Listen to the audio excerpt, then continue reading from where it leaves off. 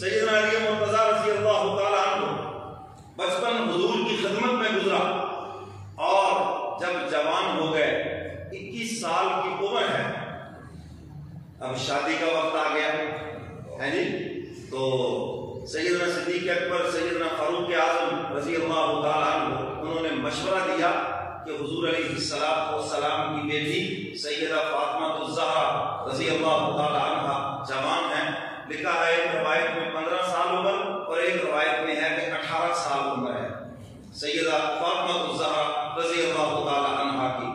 تو ان دو بزرگوں نے مشورہ دیا کہ علی ہمارا مشورہ ہے کہ آپ کا نکاح سیدہ فاطمہ الزہرا سے ہونا چاہیے اور آپ یہ رشتہ حضور سے مانگ لیں۔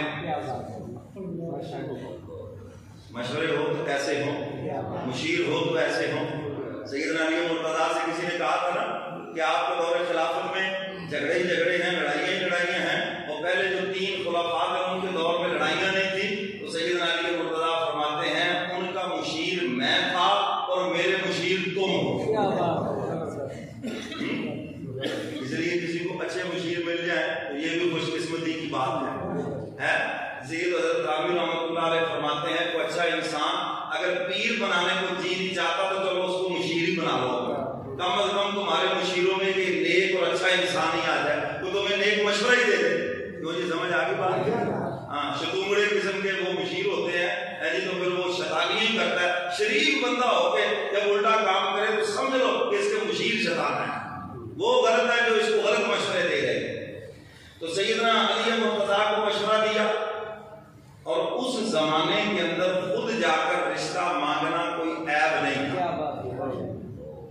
میرے محترم سامعین، اسلام نے نکاح کو آسان کیا ہے اور زنا کے دروازے کو بند کیا ہے، اور ہمارے آج کے اس رسم و رواج نے، ہمارے اس زمانے کے کلچر نے یہ ظلم کیا ہے انسانیت کے اوپر کہ آج نکاح کو مشکل بنا دیا اور زنا کی قیمت صرف ایک چائے کا کپ بنا دیا۔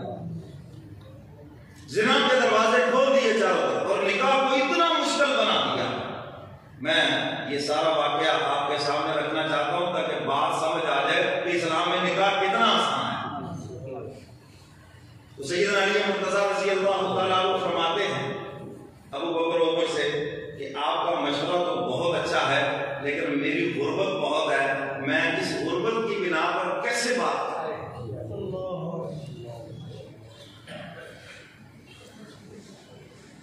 رشتہ کس کا مانگنا ہے؟ جو خاتون جنت ہے۔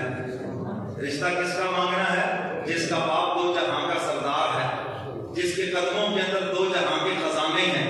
اور کون مانگنے جا رہا ہے؟ جس کے اوپر زکات بھی فرض نہیں ہے، وہ خود کہہ رہا ہے کہ میری یہ غربت ہے کہ میں تو حضور کے زیر کفالت اور زیر تربیت ہوں، تو میں کیسے حضور سے رشتہ مانگوں؟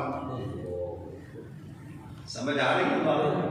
سارے مسئلے حل ہو جائیں اگر ہم اس کے اوپر عمل کر لیں۔ جی آج جو مسائل کھڑے ہو گئے ہیں، میڈیا نے آج ہمارے بچے اور بچیوں کے دماغ خراب کر دیے، کار کوٹھی بنگلہ دکھا کے بچیوں کے ذہن میں یہ بات بٹھا دی ہے کہ بھائی شادی کے بعد کار کوٹھی بنگلہ اور بینک بیلنس اور یہ چھاٹ پھاٹ اور اس کے علاوہ اور کچھ بھی نہیں، اور جتنا ہے یہ سب فریب ہے، سب دجل ہے، بعد میں ہوتا کچھ بھی نہیں۔ پھر کیا ہوتا ہے؟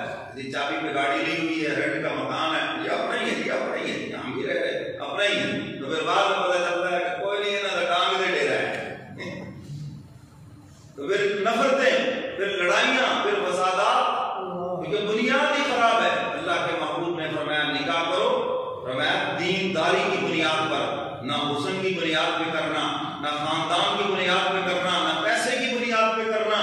فرمایا یہ تینوں بنیادیں کمزور ہیں، دینداری کی جو بنیاد ہے یہ مضبوط ہے۔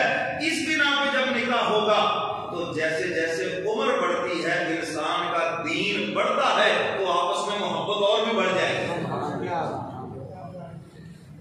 اور باقی جو بنیادیں ہیں وہ کمزور ہیں۔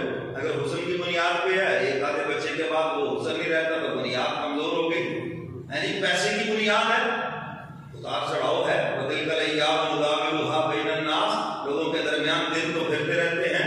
آج کے جناب بادشاہ اور کل کے فقیر یہ تو آنکھوں سے دیکھ رہے ہیں روز۔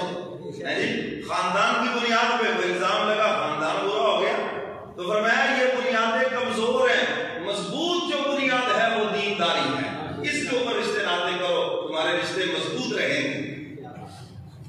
سیدنا علی مرتضیٰ رضی اللہ تعالیٰ عنہ دونوں حضرات کے کہنے پہ خود اپنا پیغام نکال لے کر حضور کے پاس آئے. آج وہ ایسے کر سکتا ہے؟